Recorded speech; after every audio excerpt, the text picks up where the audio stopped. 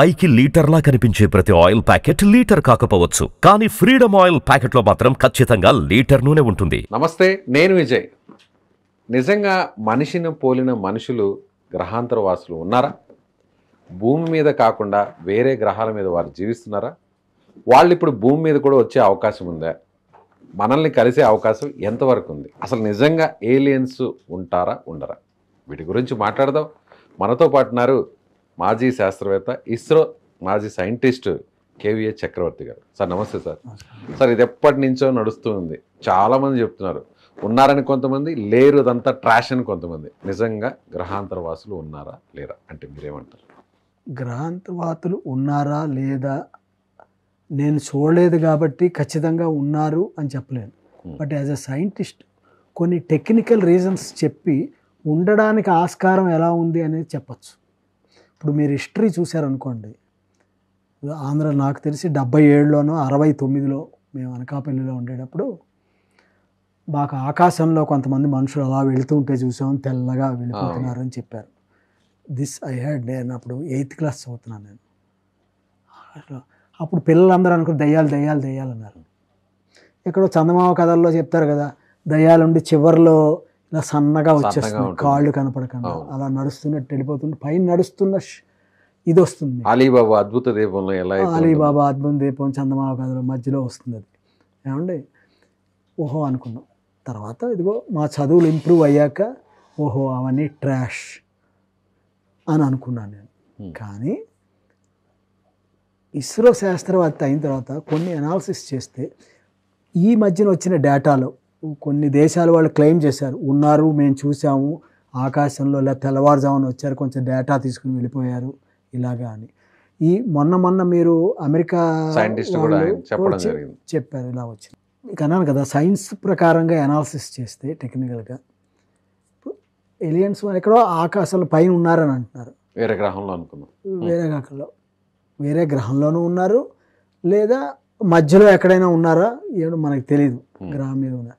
ఎక్కడైనా ఒక గ్రహంలో గాలి ఉండుంటే, ఇప్పుడు చూడండి గెలాక్సీలో కొన్ని లక్షల స్టార్స్ అన్నీ ఉన్నాయి. వీనో 9 గ్రహాలు తెలుసు, ఇవి కాకుండా ఇంకో 2-3 చూస్తున్నాం పెద్దవి. సూర్యుడి దగ్గరికి మనం ఎలాగో వెళ్ళలేము.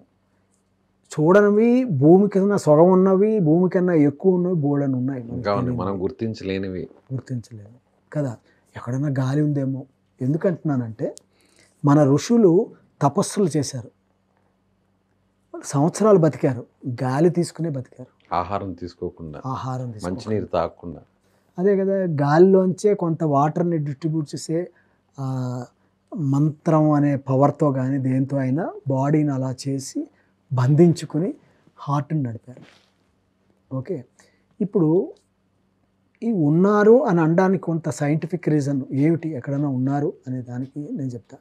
మానవుడు ఉన్నాడు, మీరున్నారు మామూలు, మనకి ఒక ఫ్లష్, రక్తనాళాలు, ఒక బ్రెయిన్, హార్ట్ ఉంటేనే కదా మనం మిగతావన్నీ కళ్ళతో చూస్తున్నాము. మన హార్ట్కి చుట్టూతా ఏమున్నాయి?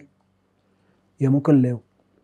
ఎముకలు ఉన్నాయి మన హార్ట్కి చుట్టూతా, పైన ఉన్నాయి. ఇది అస్థపంజరం, అది హార్ట్ దగ్గర లేవు. హార్ట్ ఎలా ఉంటుంది అంటే ఎండోకార్డియం అని ఒక 3 లేయర్స్తో ఉంటుంది. మయోకార్డియము, ఎపికార్డియం అని 3 లేయర్స్లో ఉండి రక్తాలు వెళ్ళి ఒక ఇది అయ్యి ఈ హార్ట్ పొజిషన్ పనిచేస్తుంది మీకు. సో జీవికి హార్ట్లో ఎముక లేదు. మరి ఏవైనా జీవి నివసిస్తున్న వాటికి హార్ట్లో బోన్స్ ఉన్నాయా అని చూసారా ఎప్పుడన్నా? ఐడియా ఉందా? చూడండి, దాంట్లో ఏమిటంటే ఆస్కార్డిస్, చింపాంజీ అంటారు, మీకు తెలుసు, చింపాంజీసు, ఆట్రస్, డీరు, ఎక్సన్, గోట్స్, మన మేకలు, అందరూ మేకమాంసం అందరూ తింటారు. వీటి హార్ట్కి బోన్స్ ఉండి హార్ట్ ఉంటుంది. బోన్స్ ద్వారా ఇవన్నీ సర్క్యులేషన్లు జరిగి హార్ట్ ఉంటుంది. కొంతమంది డాక్టర్లకి బాగా తెలుస్తుంది. నా మెటీరియల్ సైంటిస్ట్గా నా చిన్న పరిజ్ఞానాన్ని ఉపయోగించి మీకు అనాలిసిస్ ఇస్తున్నాను నేను. సో చింపాంజీ మీరు చూసే ఉంటారు, సోమరావు గారి సినిమాలో ఒక చూపెట్టారు, మనిషిలాగే లేస్తారు, మాట్లాడతారు, ముద్దు పెట్టుకుంటారు, అన్నీ చేస్తారు. దానికి హార్ట్కి బోన్స్ ఉన్నాయి, మన హార్ట్కి బోన్స్ Bones లేవు. లేవు. మనిషికి దగ్గరగా ఉన్నాయి కొంచెం నడవడంలో కొన్ని షేపింగ్స్ అన్నీ చూస్తే కదా. సో నా థియరీ ఏమిటంటే, నేను అనుకునేది వేరే గ్రహాల్లో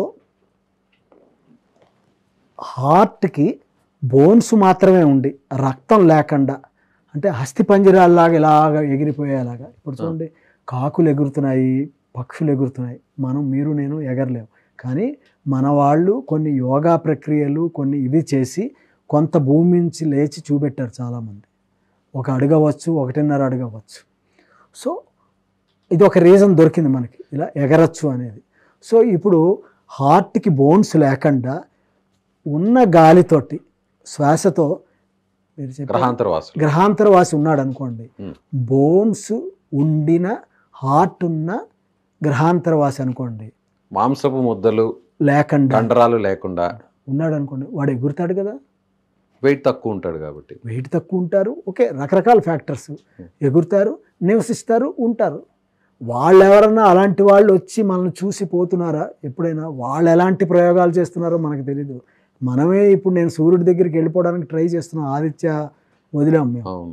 152,000 కిలోమీటర్ల వరకు వెళ్ళి లాగ్రాన్ పాయింట్లో మా క్యాప్సూల్ని కూర్చోబెట్టాం, శాటిలైట్ని.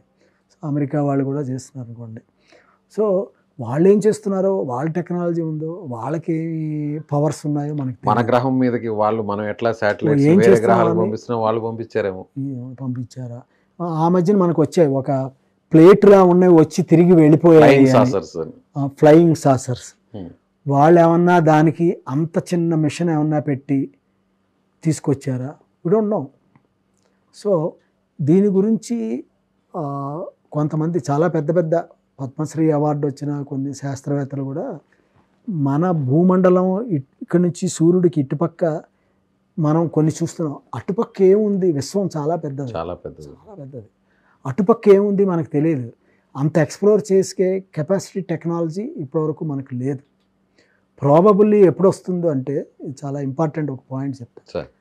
చైనా వాడు ఈ లియో ఆర్బిట్ వరకును ఒక పైప్ లైన్ని వేయాలని చూస్తున్నారు, ఒక చోట కింద నుంచి పైప్ నుంచి.